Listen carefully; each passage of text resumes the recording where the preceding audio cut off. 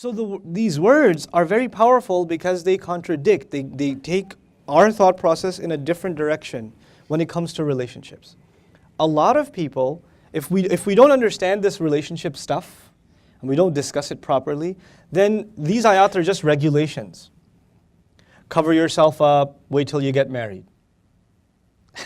If there's an emotional bankruptcy inside you, then covering yourself up and waiting to get married is not going to fill that. And especially if you're going to get married through an artificial process which doesn't even address your emotional, psychological, spiritual needs. This stuff is important, man. This is what's destroying society today. And people panic when they find out their daughter or their son or their brother or their cousin have a boyfriend or a girlfriend. Don't think of it as they're going down the road of shaitan or fahsha and things like that. If you try to do that and put the love of God in them and say, Astaghfirullah al-Azim, you've done such ultimate haram. Well, actually, you can say that and they'll feel bad for about 15 minutes and continue to do so. They're going to go back to it. They're not going to stop. Because there is a human gap that hasn't been fulfilled. This can only be fulfilled if we start having real relationships inside our families and open conversations. A lot of times for boys, for example, you'll find boys will want to date a girl because one of the most important things that comes from that isn't necessarily pleasure, even though pleasure is a big part of the equation. It's self-validation. Oh, somebody does like me. Like this guy that just hit puberty and the freckles are just starting to show up or whatever, and a little bit of facial hair is like, I'm so ugly, nobody's ever going to like me. I'm just going to be alone my whole life. All the popular kids will get all the girls, etc. So if one girl gives him a little bit of attention, his world he's done. You can give him all the dalil in the world, but he just felt alive because some girl said, hey, you want to go get some pizza?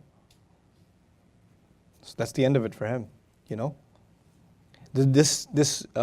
So low self-esteem is a big root to this problem.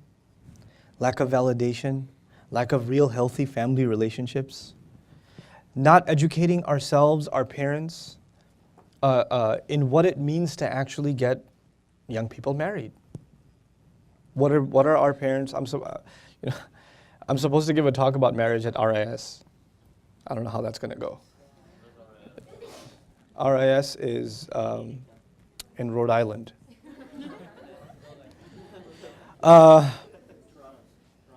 Toronto. One of the most difficult challenges we have ahead of us is, there's a culture of girls wanting to beautify themselves and feeling worth something because of that beautification, right? That again, where do you get self-worth from? You're supposed to get it from your family. But when you don't, when mom's busy, dad's working, mom's going to school, and you come home, you watch some TV, and then you do your homework, and you go to, and this is like you're a 7-year-old, you're a 6-year-old, right? And I just kind of slipped in, you watch some TV, but what do you watch? What do you watch on TV? Fairly Odd Parents? What do you watch on TV? Kim Possible? Yeah. Phineas and Ferb, thank you for that. And you watch these shows that are, first of all, so many of them have the theme of parents are idiots. So many of them have that theme. So many of them have the theme of dating and boy-girl relationships. Disney's notorious for slipping in sexuality in children's shows. And they've said it openly. I mean, there's papers on this stuff. And they've been doing it for a long, long time.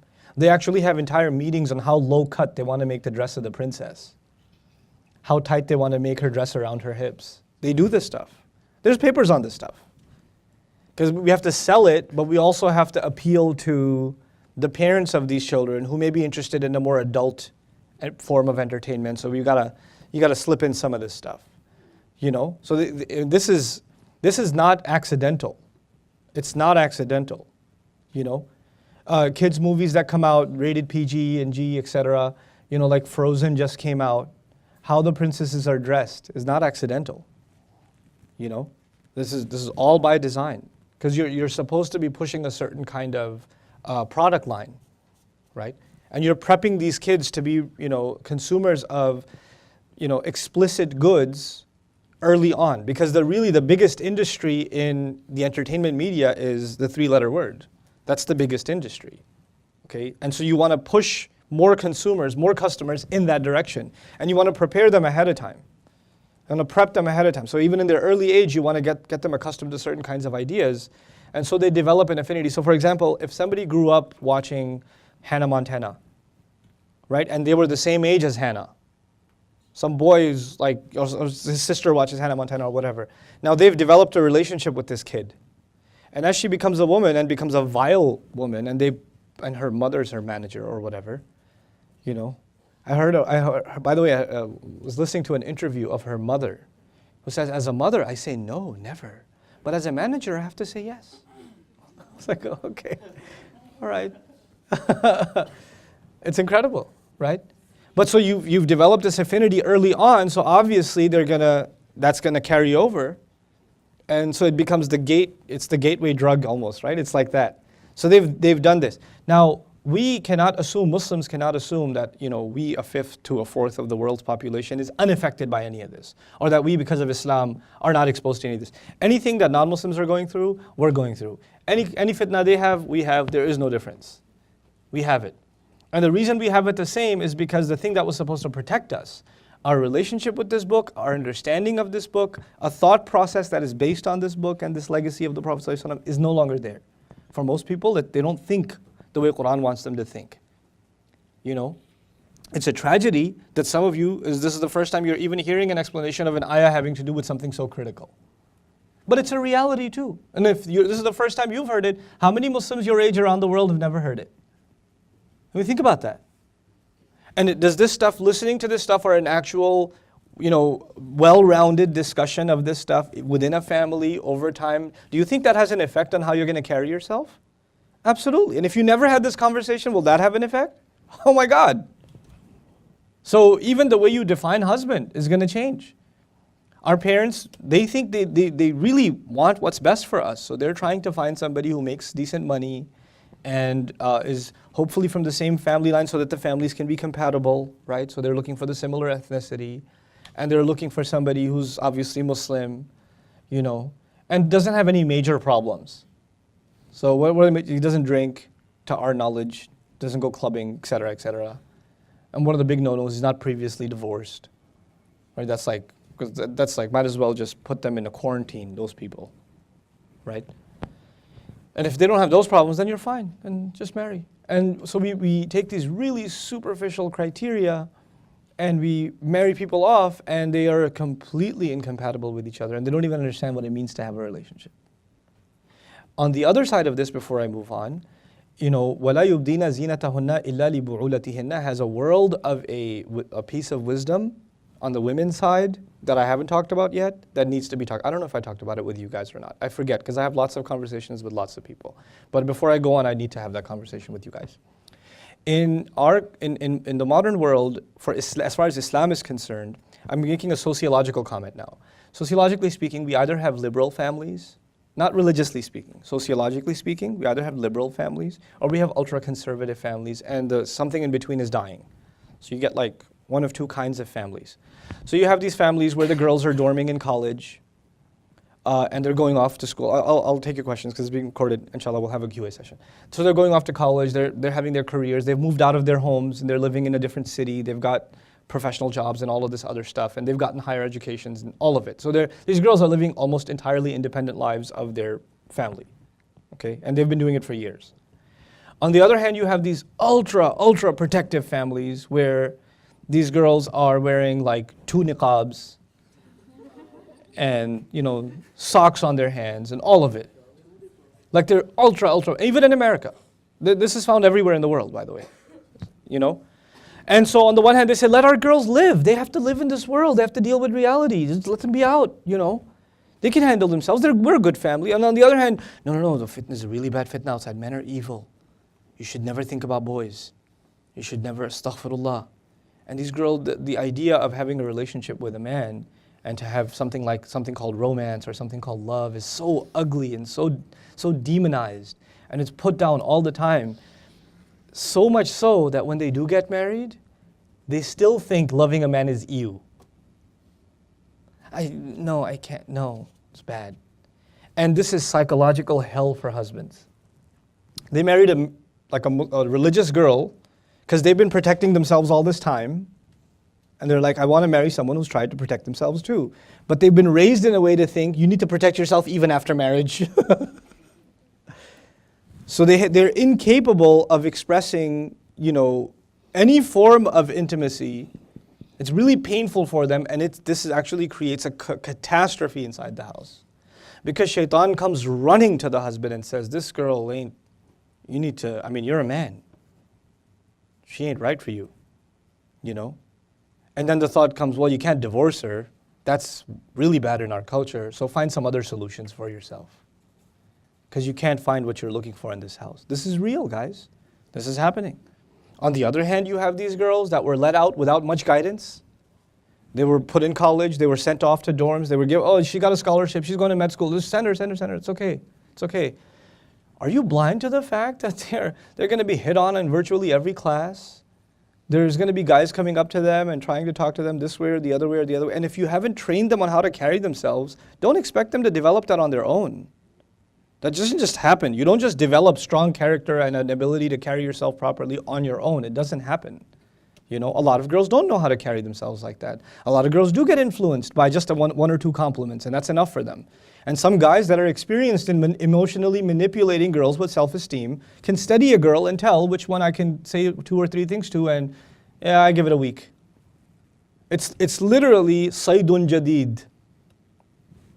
Remember Saydun Jadid? Just a hunt. It's a game. It's just a game. Guys have bets with each other in class about which girl. It's a reality. What kinds of girls? Girls that aren't ready for that world. So there is supposed to be a balance. We're supposed to protect our girls. We're supposed to prepare them, but they have to deal with the outside world. They have to go out there. That balance, subhanAllah, we haven't found. We thought for the longest time teaching our daughters how to recite Quran or teaching them some du'as and teaching them hijab has to be worn, don't talk to boys, is good enough. Now go. What about these feelings that I have? What about these thoughts that I have that keep coming back? How do I manage those? Who do I talk to about those? Because if you demonize that conversation within a family, clearly they're never going to talk to you or me about that. Then they're going to find somebody else to talk to about that. Or figure it out for themselves. This is all related to the idea that if you've been exposing your beauty to others all this time, then that's the other extreme. One extreme was this wife can't even have a good relationship with her husband because the whole thing was demonized to her from the beginning. On the other extreme is a girl that's been really outgoing. I'm not saying she's promiscuous. I'm just saying she's been really outgoing. She's friendly, she's chatty and all of that, and then she gets married. And her husband really loves her. He's a ba'al. He's obsessed with her, as he should be. And she says, well, he doesn't even let me talk to my friends from the MSA. What do you mean your friends? The brothers. Yeah, he doesn't. Yeah, but I can't be restricted like that. You don't understand what that means. You don't understand what the husband goes through when he sees that. There is a level of protectiveness. And why do you have to why are they friends? Why are they friends? There are relationships you can have that are formal, that are respectful, within the lines of decency. And I admit there are some husbands that are obsessive compulsive and they're overly jealous and they've got an active imagination. So if she even says thank you to the clerk at the grocery store, she says, what'd you say thank you for? What are you thanking him, huh? What was that about? Well, he just bagged all the groceries. I just said thank you. I didn't mean anything. We're not coming to Walmart again. Find a women's only grocery store. There's those kinds of husbands too. That's obsessive compulsive. I admit, that's obsessive compulsive. But there is a level of this both sides have to come to negotiate and understand and appreciate. And you have to figure this out to each other. Zina, is by the way, is the word zina absolutely explicitly clear about what it means for each person? No. Because aspects of it have to do with your personality, right? Aspects of zina, how friendly you are, how giggly you are, how many jokes you make, etc., etc. Some people just can't help it. Some people are very serious. Some people, there's difference. It's variable. You know what that means? That every family has to negotiate this. Every family, there's the explicit Quran and Sunnah, okay, the khimar is there, the jilbab is there. That's from Allah, that's not from a family, that's from Allah. But beyond that, between a husband and wife, they gotta figure some stuff out. They gotta come to an agreement about certain things. Some things the husband shouldn't be doing, some things the wife shouldn't be doing because the husband's not comfortable with it, the wife's not comfortable with it. And that's part of وَلَا يُبْدِينَ زِينَتَهُنَّ إِلَّا لِي بُعُولَتِهِنَّ. To give you a personal example, in our family, when people come over, the most my wife will say to a brother, if anything, is Assalamu alaikum. And even that, without eye contact, she'll be on the side and they'll pass me Assalamu alaikum, wa alaikum salam. That's it. Most of the time it's because the brother said salam, so she'll say wa alaikum salam. Most of the time she won't be apparent. She'll be like tucked away somewhere. Even if there's no walls, she'll position herself in a way that she's not visible. Well, she's not that obvious. Inside the house. Outside the house is different. She goes groceries. She goes to the airport. We've negotiated this stuff. When we go to meet our extended family, there are different kinds of extended family. There's extended family that's relatively conservative. There's extended family that's not so much. And the way we're gonna operate, our operating procedure in the conservative family is different. And our operating procedure in the liberal family is different. We have more restrictions on our people, more restrictions because they're a little too much open. And the men want to crack jokes with the women too, et cetera, et cetera. So we limit our interaction there a little bit. And we don't offend anybody, but we try to keep it, we talk it out about how we're going to navigate this a little more carefully. But we had to talk this stuff out. Everything had to be talked out. Because I don't want to be offended one time when I see her saying something or doing something and I'm like, what was that about? Well, who's on the phone? The exterminator. Who's this exterminator? How'd you get Arnold Schwarzenegger's number? No, she can have those conversations. She can call customer service or this or that or the other, right? But if, and on the other side too, what should my interactions be with my sister-in-law, with my brother-in-law, with other women in the family on her side? How should my interactions be? There are rules and guidelines, right? There are some guidelines that are shari'i, and then there's some that are negotiated within a family so you don't create a conflict. You don't create horrible problems. And that's all tied to وَلَا يُبْدِينَ زِينَتَهُنَّ إِلَّا لِبُعُولَتِهِنَّ أَوْ آبَائِهِنَّ. Before marriage, of course, and after marriage also, who are your mahrams that you don't have to have absolutely complete covering, etc. آبَائِهِنَّ. That doesn't mean that you dress provocatively in front of your father. That's not what that means. And this separating of also is beautiful because what it means to expose your beauty to your husband is different from what it means to expose it to your father. أَوْ آبَاءِ بُعُولَتِهِنَّ. Who are those people? آبَاء بُعُولَتِهِنَّ. Father-in-laws. Your relationship with your father-in-law it can be a respectful relationship. It can even become casual. He can even treat you like a daughter, But that doesn't mean that how you dress for your husband is how you dress for your father-in-law or dress the same in front. That's not what that means. There's common sense involved here, أَوْ أَبْنَائِهِنَّ. Or their sons. There's no, hijab, parda with your own sons. أَوْ أَبْنَاءِ بُعُولَتِهِنَّ. Or sons of their husbands. What does that mean? Stepsons. Stepsons. Sons from the same, he's got a previous marriage, or he's got a concurrent other marriage, and he's got sons from that marriage. Then it's okay, because that would create too much of a difficult situation in the family. أَوْ أَبْنَاءِ بُعُولَتِهِنَّ أَوْ إِخْوَانِهِنَّ. Who else? Your brothers. And we should make a note about brothers here. Sometimes between your husband, and your brother, there becomes a little bit of a jealousy. Because he sees you giving your brother a high five and he says, you don't have to do that. You're not 5 anymore. You're 25, you're 30. He doesn't have to give you a hug. He doesn't have to tickle you. That is just done.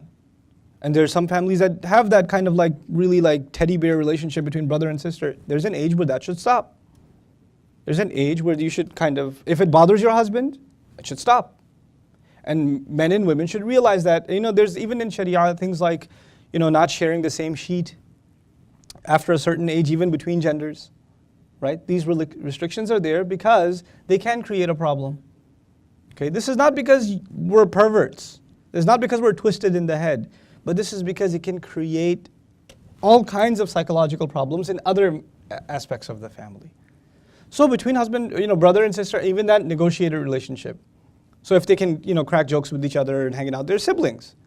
They can make jokes with each other, they can punch each other, whatever. And the husband's fine with it, he's fine with it. But if he says, there's one thing I need to draw a line here, don't do that, then don't do it. But it's my brother, he can pick me up. No, he really shouldn't pick you up. I don't like when he does that. Okay, he shouldn't do that. You understand? So that again, you have to be sensitive to the other. And by the way, this is true of the husband too. The husband's like really chummy with his sisters, and the wife doesn't like it. The wife says, yeah, I don't want you to hate your sisters, but you're a little too, friendly there. I don't like it. Okay, I can watch it. Doesn't mean you just, every time your sister comes over, you're like,